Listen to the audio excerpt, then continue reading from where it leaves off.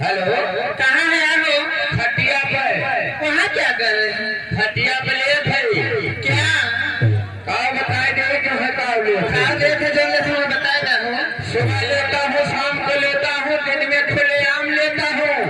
अच्छा, तुम्हारी तरह कोई पूछे कि क्या लेते हो, क्या लेते तो हम हो? यही बताएंगे कि हम भगवान का नाम लेते हैं। अच्छा अच्छा, तो हरी जान जाओ कि हम इज्जत लोग लेते हैं। हम सोचे कुछ और लेते रहे। हाँ, ये आसान समझते हो। अच्छा है, हाँ, जल्दी आया हो। कहाँ पे हो? अरे मैं अपने आंगन में खड़ी हूँ। अपने आंगन में खड़ी हो? हाँ, ठीक है, आ रहा हूँ। कहना है क्या है? यही जब भैया आए के कैला तीनों काम। कहा गया है यही जब भैया आए के कैला तीनों काम। खाने को टुकड़ा देने को भी घोर लेने को हरिनाम। राम नाम एक पेड़ है शाखा एकदम अपार। ए मैडम, राम नाम एक पेड़ है शाखा एकदम अपार। जेकर जैसन पहुंची हुए बच्ची वैसे बनाए बेदार।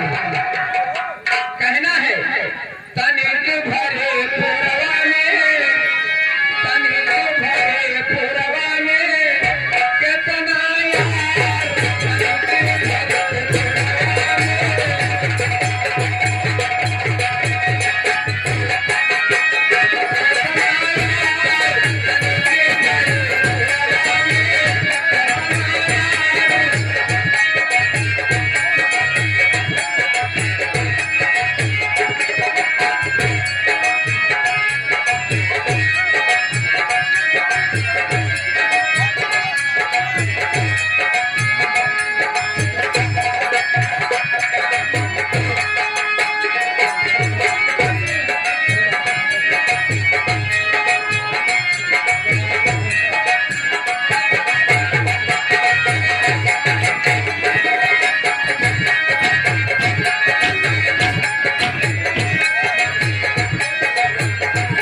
हेलो हेलो हेलो, ये देखिए मन्नू चौहान जो दुबई से चल के आए हैं।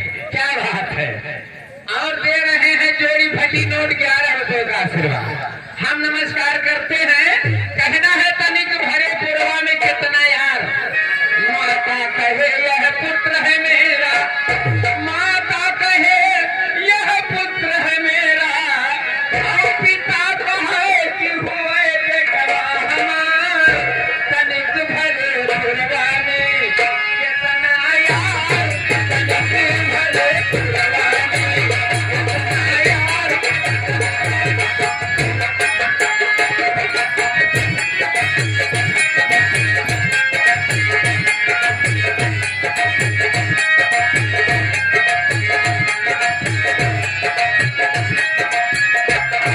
भाई कहे मोर बाहुबली भयो, भाई कहे मोर बाहुबली भयो, और बहिनी कहे कि हुए दीलन हमार। तनिक भरे पुरवा में कितना यार, कुकुर कौआ बाजी अटारी, ये सब मिल लियो पंथ निहार। तनिक भरे पुरवा में कितना यार। कहते कबीर सुनो भाई साधो, सुनो और साधो, सुनो और साधो। कहते कबीर सुनो भाई साधो, कहते कबीर यह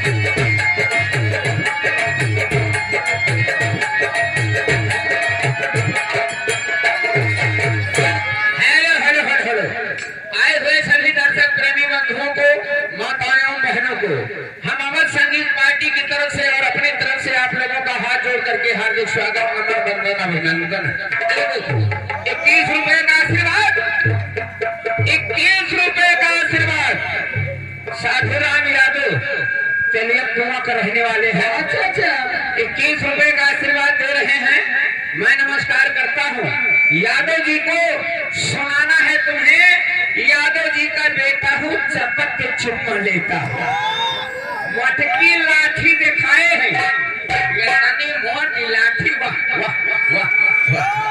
गाना यही होना चाहिए। यादव जी का बेटा हूँ, चपक के चुम्मा लेता हूँ।